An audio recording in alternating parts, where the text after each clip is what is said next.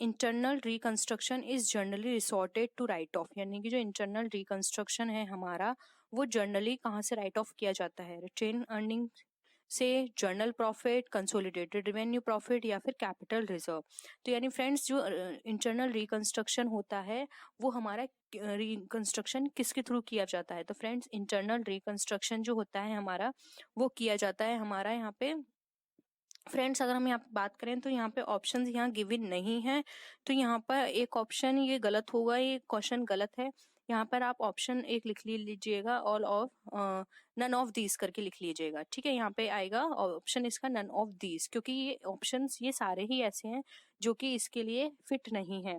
तो यहाँ पे लिख लीजिएगा नन ऑफ दी। हो सकता है इस तरह के क्वेश्चंस आ जाएं, क्योंकि ये क्वेश्चन फ्रेंड्स प्रीवियस ईयर का है और ये एक इस तरह का क्वेश्चंस आ गए थे एग्जाम में। तो यहाँ पे आपको इस तरह के क्वेश्चंस अगर आते हैं तो आपको पैनिक होने की जरूरत नहीं है, क्योंकि इस तरह के क्वेश्चंस आते हैं तो सभी स्टूडेंट्स को इनका मार्क्स मिलता है। तो इसका जो आंसर होगा, आंसर इसका वैसे होगा accumulated losses and fictitious assets जो होती हैं उसको राइट ऑफ करने के लिए किए जाते हैं इंटरनल रिकंस्ट्रक्शन। तो यहाँ पर इसका अगर ऑप्शन गिवन होगा नन ऑफ द अबव, तो वहां पे आपको उसको टिक करना है। अब हम नेक्स्ट क्वेश्चन पे आते हैं। Gearing ratio denotes the relationship between, यानी कि जो गेयरिंग रेशियो जो है हमारा वो हमारा क्या डिनोट करता है, किसके बीच रिलेशन, डिवेंचर और शेयर कैपिटल के बीच, एसेट्स एंड कैपिटल के बीच, लोन एंड कैपिटल के बीच, या फिर इक्विटी शेयर होल्डर्स फंड या लॉन्ग टर्म बोरोड फंड्स के बीच। तो फ्रेंड्स गियरिंग रेशियो ऑलवेज हमारा जो रिलेशनशिप बताता है वो बताता है हमारा एसेट्स एंड कैपिटल के बीच। तो यहाँ पे हमारा ऑप्शन 2 जो है वो करेक्ट है। नेक्स्ट क्वेश्चन पे आते हैं हम। Redeemable preference shares can be redeem, यानी कि जो रिडीमेबल प्रेफरेंस शेयर्स हैं वो हमारे रिडीम हो सकते हैं if they are paid not less than 50% of the nominal value of shares, यानी कि जो शेयर्स की नॉमिनल वैल्यू है उसके 15% से कम नहीं होंगे पेड, तब वो रिडीम किए जा सकते हैं। या फिर only if they are fully paid, यानी कि जब वो फुल्ली पेड होंगे, या फिर if they are partly paid, यानी कि अगर वो पार्टली पेड होंगे, या फिर only if they are issued at premium, या फिर अगर वो इश्यू होंगे प्रीमियम पे तभी वो रिडीम किए जा सकते हैं। तो फ्रेंड्स यहाँ पर जो इसका राइट आंसर है वो है ऑप्शन 2। किसी भी शेयर को हम तभी प्रेफरेंस शेयर को रिडीम कर सकते हैं जब वो फुल्ली पेड होंगे। अगर वो पार्टली पेड हैं तो वो हम उसको नहीं कर सकते, अगर वो फुल्ली पेड हैं तभी उसको रिडीम किया जा सकता है। नेक्स्ट क्वेश्चन पे आते हैं। Which of the following condition have to be made to receive call in advance, यानी कि ऐसी कौन सी कंडीशन है जिसमें हम कॉल इन एडवांस को रिसीव कर सकते हैं। It should be authorised by special resolution of the company, यानी कि कंपनी के स्पेशल रेजोल्यूशन के द्वारा ऑथराइज्ड होगा तब कर सकते हैं। या फिर it should be authorised bye an ordinary resolution of the company, यानी कंपनी के ऑर्डिनरी रेजोल्यूशन के द्वारा ऑथराइज्ड होना चाहिए तभी हम कॉल इन एडवांस रिसीव कर सकते हैं। या फिर it should be approved by the company law board, या फिर कंपनी लॉ बोर्ड जो है उसको अप्रूव करे तभी हम कर सकते हैं। या फिर it should be authorised by the articles, यानी कि जो आर्टिकल्स है हमारे कंपनी आर्टिकल्स वो हमें ऑथराइज्ड करें तभी हम इनको कॉल इन एडवांस को रिसीव कर सकते हैं। तो फ्रेंड्स कॉल इन एडवांस के लिए कंडीशन होती है, ये हम तभी रिसीव कर सकते हैं जब हमारे आर्टिकल्स इसको ऑथराइज्ड करें। तो इसका जो राइट आंसर होगा वो होगा ऑप्शन 4। अब हम आते हैं अपने नेक्स्ट क्वेश्चन पे। नेक्स्ट क्वेश्चन है हमारा विच of the following statement is incorrect, यानी कि अब हमें इसमें से इनकरेक्ट स्टेटमेंट बताना है। Call in arrear do not form part of paid up capital, यानी कि जो कॉल इन एरियर जो होता है वो हमारा पेड अप का पार्ट नहीं होता है। Preference share holder get dividend at flexible rate, यानी कि जो प्रेफरेंस शेयर होल्डर्स होते हैं वो फ्लेक्सिबल रेट पर डिविडेंड रिसीव करते हैं। या फिर share application account is a personal account, यानी कि शेयर एप्लीकेशन अकाउंट एक पर्सनल अकाउंट है। या फिर नन ऑफ द अबव। तो friends call in arrear paid up का पार्ट होता है, ये सही है। Share application account personal account है, ये भी सही है। तो फ्रेंड्स ये दोनों ऑप्शंस हमारे सही हैं। एक ऑप्शन है जो यहाँ पे इनकरेक्ट है वो है हमारा सेकंड ऑप्शन।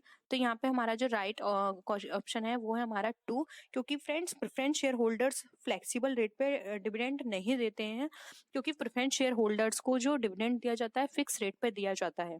तो यहाँ पर ये फ्लेक्सिबल रेट नहीं होगा, तो ऑप्शन यहाँ पे क्या है हमारा ये इनकरेक्ट है।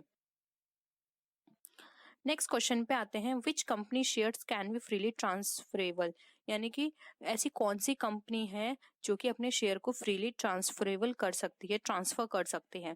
Private company, public company, both A and B, यानी या नन ऑफ दी अबव। तो फ्रेंड्स यहाँ पे बात की जा रही है फ्रीली ट्रांसफरेबल की, तो फ्रेंड्स यहाँ पे इसका जो राइट आंसर है वो है option B, public company. Public company के अंदर जो शेयर्स होते हैं उसको फ्रीली ट्रांसफर किया जा सकता है। लेकिन अगर फ्रेंड्स यहाँ पर हम बात करें प्राइवेट कंपनी की, तो प्राइवेट कंपनी के अंदर शेयर को ट्रांसफर नहीं किया जा सकता है। तो यहाँ पर इसका ऑप्शन 2 करेक्ट है। नेक्स्ट क्वेश्चन पे आते हैं। Shares can be issued at a discount only after year from the commencement of the business. यानी कि फ्रेंड्स जो शेयर्स हैं हमारे उनको हम इश्यू कर सकते हैं डिस्काउंट पे कमेंसमेंट के कितने साल बाद? 1, 1.5, 2 या 2.5। तो ऐसे कितने साल हैं कमेंसमेंट से कंप्लीट होने पर हम अपने शेयर को इश्यू कर सकते हैं डिस्काउंट पे? तो फ्रेंड्स यहाँ पे इसका राइट आंसर है 1। कमेंसमेंट होने के 1 साल के बाद हम अपने शेयर्स को डिस्काउंट पे इश्यू कर सकते हैं। नेक्स्ट क्वेश्चन पे आते हैं। Which of the following items can not be shown as reserve? यानी कि ऐसा कौन सा आइटम है जिसको हम एज अ रिजर्व शो नहीं कर सकते? Capital reserve, capital redemption reserve, security premium या फिर नन ऑफ द अबव। तो फ्रेंड्स यहाँ पर बात कर रहे हैं ये कि हम ऐसा रिजर्व को शो नहीं कर सकते आइटम को एज अ रिजर्व।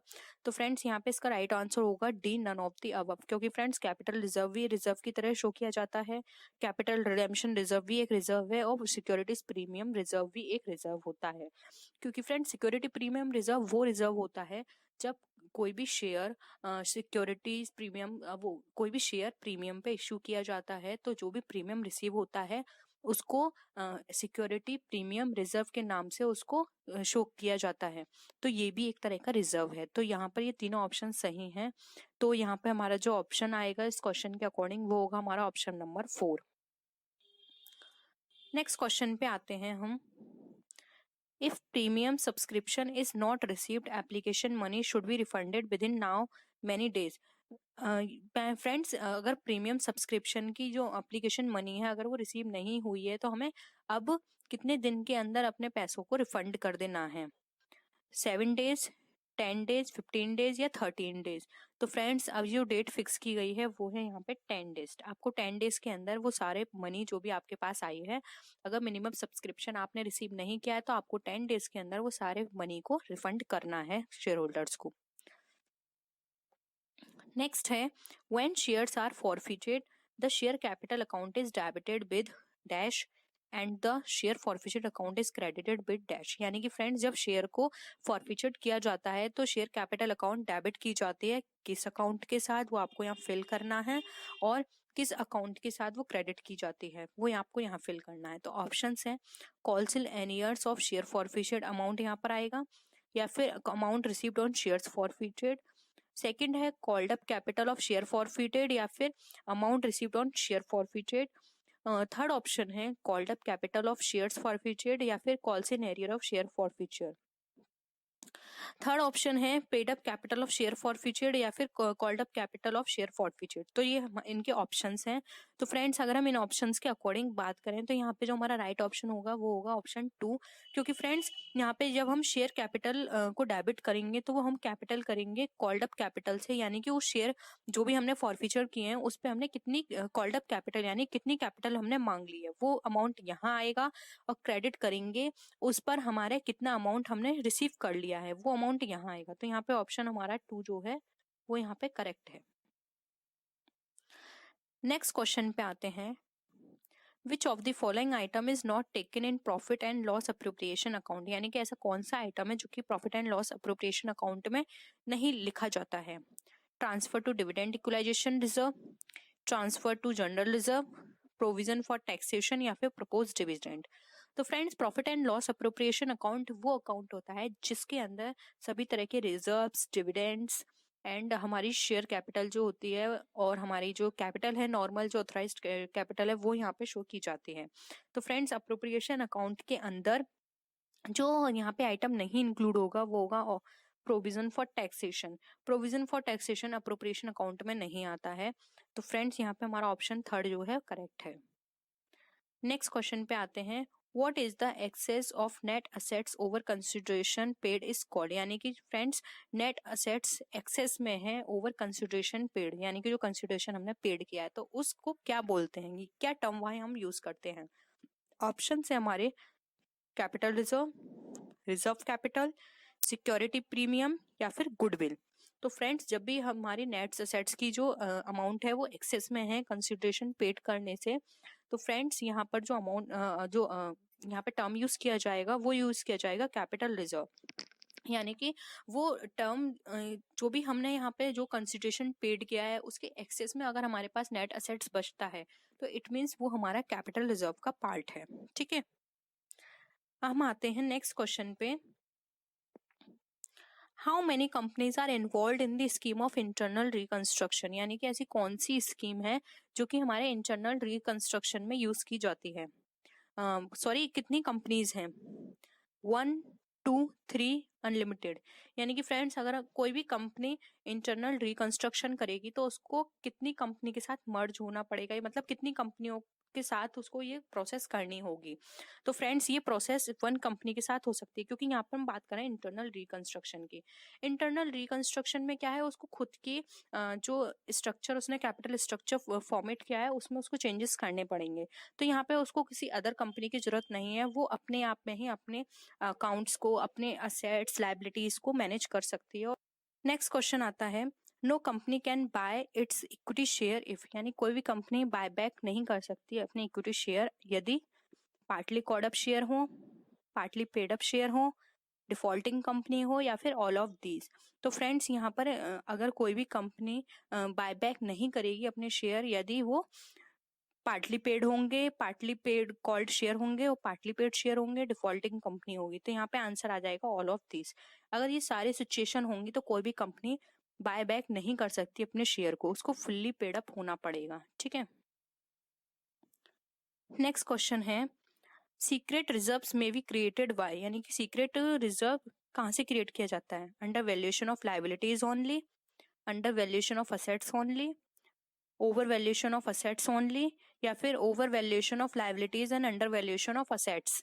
तो फ्रेंड्स यहाँ पर इसका अगर हम आंसर की बात करें तो फ्रेंड्स इसका जो राइट आंसर है डी ऑप्शन, क्योंकि कोई भी कंपनी सीक्रेट रिजर्व तभी प्रिपेयर कर सकती है जब उसका ओवर वैल्यूएशन होगा लायबिलिटीज का और अंडर वैल्यूएशन होगा असेट्स का। ठीक है, हम नेक्स्ट क्वेश्चन पे आते हैं।